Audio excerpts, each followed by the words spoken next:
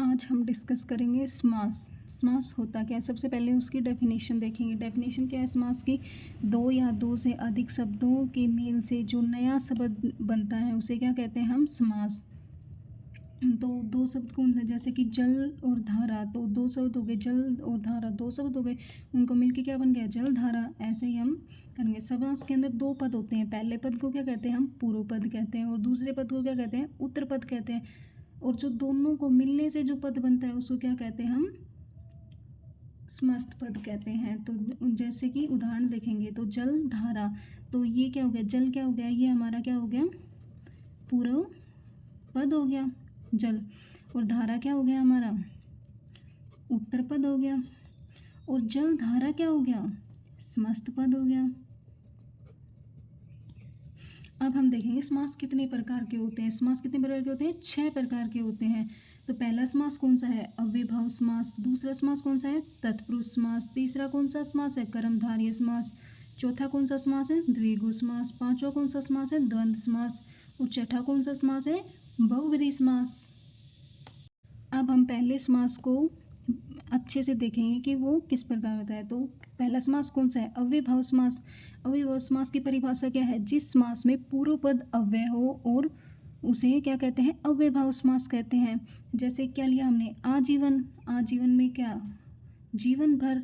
आजन्म। आजन्म में क्या हो जाएगा? वह जन्म से लेकर आमरण, जन्म से मरण से लेकर घर घर, प्रत्येक घर, रातों रात, रात ही रात में।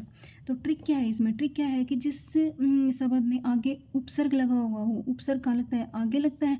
जैसे कि बे, यथा, प्रति, भर, ऐसे कोई भी उपसर्ग अगर किसी शब्द में आगे लगे हुए हैं तो उस शब्द में कौन सा समास होगा? अव्ययभाव समास होगा। ऐसे ही दूसरी ट्रिक क्या है? कोई भी शब्द बार बार रिपीट हो रहे हो, बार बार मतलब जैसे कि घर घर, रातों रात, दिनों दिन, ऐसे ही कोई भी शब्द जब बार बार रिपीट होते हैं तो उसमें भी कौन सा समास होता है? अव्ययभाव समास होता है। अब हम देखेंगे दूसरा समास। दूसरा समास कौन सा होता है? तत्पुरुष समास। तत्पुरुष समास में क्या होगा? इस समास में उत्तर पद प्रधान होता है और पूर्व पद क्या होता है? गौण होता है। एग्जाम्पल लेंगे। एग्जाम्पल क्या है? जैसे कि गौशाला, गो के लिए शाला, ग्रहागत, ग्रह को आया हुआ, धनहीन, धन से हीन। इसमें जो उत्तर पद प्रधान होता है, ग्रहागत, घन, गया मतलब, ठीक है। इसकी ट्रिक क्या है? ट्रिक क्या है? जिसको विग्रह करने पर को, से, के लिए, का, के, की, में पर आए उसे तत्पुरुष समास कहते हैं। ये कौन से हैं? कारक हैं जो भी हैं उसमें कर्ता कारक और संबोधन कारक को छोड़ के जिसके जो भी चिन्ह हैं उनके कारक के, वो सारे इसके अंदर आएंगे तत्पुरुष समास के अंदर। तो ये क्या हो गया? गौशाला, गो के लिए शाला, तो के लिए आ गया, तो के लिए आ गया, तो ये किसमें समास होगा? तत्पुरुष समास होगा। अब हम देखेंगे तीसरा। तीसरा कौन सा है? कर्मधारय समास। कर्मधारय समास क्या होता है? इस समास में पूर्व पद विशेषण और उत्तर पद क्या होता है? विशेष्य होता है। जैसे कि एग्जाम्पल लेंगे हम। एग्जाम्पल लेंगे तो क्या आएगा? नील कमल, नीला है जो कमल। पीताम्बर, पीत है जो अंबर। तो इसकी ट्रिक क्या है? जिस शब्द का विग्रह करने पर, कोई भी जैसे शब्द है उसका विग्रह करने पर हमारे पास क्या है? जो, के, समान, रूपी, ऐसे शब्द आते हैं तो उसमें कौन सा समास होगा? कर्मधारय समास होगा। जैसे कि हमने देखा पीताम्बर, पीताम्बर में पीत है जो अंबर, तो है जो आ रखा है, तो जो आ रखा है तो इसमें कौन सा समास है? कर्मधारय समास है। अब हम देखेंगे द्विगु समास। द्विगु समास में क्या होता है? इस समास में उत्तर पद प्रधान होता है और विशेष्य होता है, जबकि पूर्व पद संख्यावाची विशेषण होता है। मतलब जो उसका पूर्व पद है उसमें कोई ना कोई संख्या मिलेगी। जैसे कि तीन, नौ, नौ, सप्ताह, सात। तो क्या होगा? त्रिफला, 3 फलों का समूह। नौ घर है, 9 घरों का समूह। सप्ताह, 7 दिनों का समूह। ट्रिक क्या है इसकी? इसकी ट्रिक है जिसमें कोई, जिस समास में कोई संख्या का बोध हो, संख्या का बोध हो।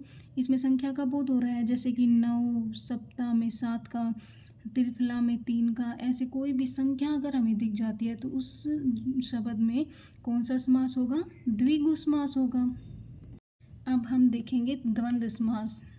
द्वंद्व समास में क्या है? इस समास में दोनों ही पद की प्रधानता होती है, दोनों ही पद अपने आप में प्रधान होते हैं। जैसे कि गंगा जमुना, तो गंगा और जमुना।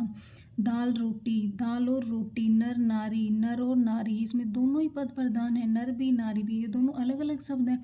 इसकी ट्रिक क्या है? ट्रिक सबसे इसी इसकी ईजी सी ट्रिक है। इसमें क्या आएगा कि अगर कोई दो शब्द दे रखे हैं और उसके बीच में ऐसा साइन चिन्ह दे रखा है, अगर आ जाए तो उसमें कौन सा समास होगा?